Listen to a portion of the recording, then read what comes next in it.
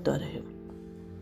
आज मैं फिर आपके सामने एक विषय को लेके आई हूँ कि हम जैसे जैसे गॉस्पेल को पढ़ते हैं, चारों गॉस्पेल में यीशु मसीह ने अपने लिए एक लैंग्वेज यूज़ की है जिसको हम बोलते हैं फिगरेटिव लैंग्वेज।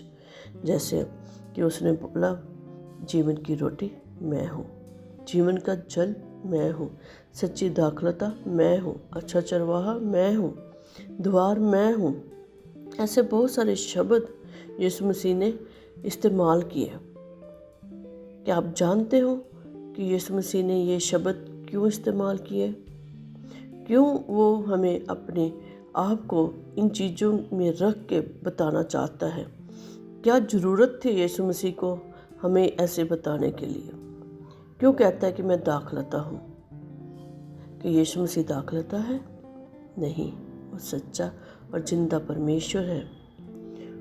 चरवाहा कहता है कि अच्छा चरवाहा मैं हूँ। हमें इन चीज़ों के जो ज़रूरत है हमारी ज़िंदगी में, जो इनके भेद हैं, इनका जो स्वभाव है, हमें उसको जानना पड़ेगा। पानी का स्वभाव क्या होता है, द्वार का काम क्या होता है, और रोटी का क्या काम होता है, और दाखलता क्या होती है। इनका जो स्वभाव है हमें पहले वो समझना होगा, वो जानना होगा कि उनकी क्या वैल्यू है, उनकी क्या ताकत है, उनका क्या मतलब है। जैसे अगर हम देखें रोटी के बारे में, यीशु मसीह कहते हैं जीवन की रोटी मैं हूँ, और वो कहते हैं कि मैं अपने आप को तुम्हारे लिए दे देता हूँ। तो फिर यीशु मसीह क्या रोटी है? हमें रोटी के बारे में पता होना चाहिए कि रोटी हम क्यों खाते हैं, क्यों खाना खाते हैं हम, क्या चाहिए हमें। जब हम रोटी खाते हैं तो उससे हमें ताकत मिलती है और उससे हम रोज़मर्रा के काम करते हैं। सुबह से लेके शाम तक, रात बिस्तर पे सोने तक हम कार्य करते हैं, काम करते हैं। वो किससे हमें रोटी से ताकत मिलती है, तभी कर पाते हैं। और रोटी में बहुत सारे गुण होते हैं, वो खाने में बहुत सारे गुण होते हैं। हम उसमें कार्ब्स खाते हैं, कार्बोहाइड्रेट्स खाते हैं, है ना, तेलीय पदार्थ, फैट्स खाते हैं, विटामिन खाते हैं, मिनरल्स खाते हैं। इनसे हमें हमारी जो बॉडी की ज़रूरतें हैं वो पूरी होती हैं। जब यीशु मसीह कहता है कि जीवन की रोटी मैं हूँ, तो हमें क्या समझना है? हमें ये समझना है कि जब हमें भूख पर लगती है, स्पिरिचुअली भूख लगती है, तो हमने यीशु मसीह के वचनों को पढ़ना है। जब हम दुखी होते हैं, तकलीफ़ में होते हैं, दर्द में होते हैं, तब हमने वचन को जब पढ़ना है, तब ये वचन हमें सुखदायी झरने के पास ले जाता है। वो हमें क्या एक आस देता है, भरोसा दिलाता है कि तुम डरो मत, मैं तुम्हारे साथ हूँ। परमेश्वर के वायदे हमारे सामने आ जाते हैं। उनको जब हम याद करते हैं तो हमारे दुख, तकलीफ़, दर्द सब दूर हो जाते हैं। ठीक वैसे ही जब हम निढाल होते हैं, जब हमारे शरीर में ताकत नहीं होती है, तो हम खाना खाते हैं तो हमारी बॉडी में ताकत आती है। सेम उसी तरह जब हम वचन को पढ़ते हैं, जब तकलीफ़ में होते हैं, तो वचन हमारा सहारा बनता है। उसी तरह हमारे स्पिरिचुअल ग्रोथ होती है, हमारे स्पिरिट को हमारे अंदर ताकत मिल जाती है, हमारी आत्मा को ताकत मिल जाती है। तब हमें एहसास होता है कि हमारे साथ एक अनदेखी ताकत है जो हमारा सहारा बनती है, जिसके ऊपर हम भरोसा रखते हैं, जिसके सामने हम दुआएं करते हैं, प्रार्थनाएं करते हैं, और वो हमारी सुन लेता है। वो अलौकिक ताकत हमारे साथ है। जब हम कहते हैं कि दाखलता, यीशु मसीह के बारे में हम पढ़ते हैं कि दाखलता मैं हूँ। जब दाखलता के बारे में हम जानना चाहते हैं तो दाखलता क्या करती है, बहुत ही मजबूत होती है, और उसके ऊपर जो फ्रूट लगता है, दाखलता के ऊपर फ्रूट लगता है, वो बहुत ही मीठा होता है।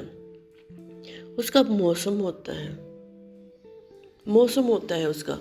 तो जैसे हम इसको हम अपनी ज़िंदगी में देखें, जब हम दुआएं करते हैं, प्रार्थनाएं करते हैं, तो एक मौसम आता है हमारी ज़िंदगी में, वो आशीषों का मौसम, जब परमेश्वर हमें अपनी आशीषों से भर देते हैं। उसका फल जब धीरे धीरे पकता है वो बहुत मीठा होता है। और वैसे भी एक कहावत मशहूर है, कहते हैं कि सब्र का फल मीठा होता है। जब हम उतावली से प्रार्थना करते हैं कि अभी हमारी प्रार्थना सुनी जाए, तब हम निराश होते हैं। जब हम सब्र करके बैठते हैं, वचन के अनुसार सब्र करते हैं और परमेश्वर के ऊपर भरोसा कभी नहीं तोड़ते, तब हमारा जो फ्रूट होता है, जब हमारे परमेश्वर हमें देता है, आशीषें बरकतें देता है, उस सब्र को देखते हुए वो बहुत मीठी होती हैं, बहुत ही मीठी होती हैं, जिसकी तुलना किसी और वस्तु के साथ हम कर नहीं सकते। वो जो आनंद परमेश्वर हमें देता है। और जल क्या होता है? जल सब चीज़ों को धो डालता है, और जब वो बहाव से चलता है उसको कोई रोक नहीं सकता है। और यीशु मसीह जीवन का जल है, उसके बहाव को हम ना रोकें, बहने दें अपने अंदर।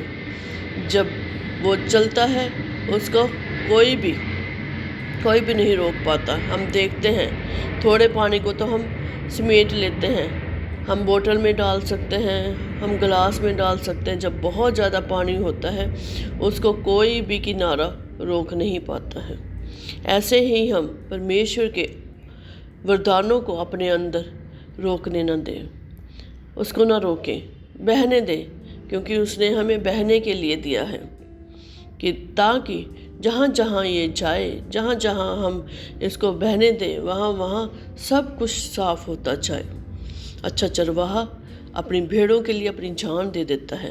यीशु मसीह कहते हैं, अच्छा चरवाहा मैं हूँ, जो द्वार से आता है, और जो द्वार से नहीं आता है वो चोर और डाकू हैं। अपनी भेड़ों की जो रखवाली करता है वो अच्छा चरवाहा है। जो भेड़ों की रखवाली नहीं करता वो दूसरों के हवाले अपनी भेड़ों को अगर कर देता है, वो अच्छा चरवाहा नहीं है, क्योंकि चरवाहा अपनी भेड़ों के लिए अपने प्राण को भी देता है। हम जानते हैं यीशु मसीह ने हमारे लिए अपने प्राण दिए हैं, और यीशु मसीह हमारे लिए द्वार है।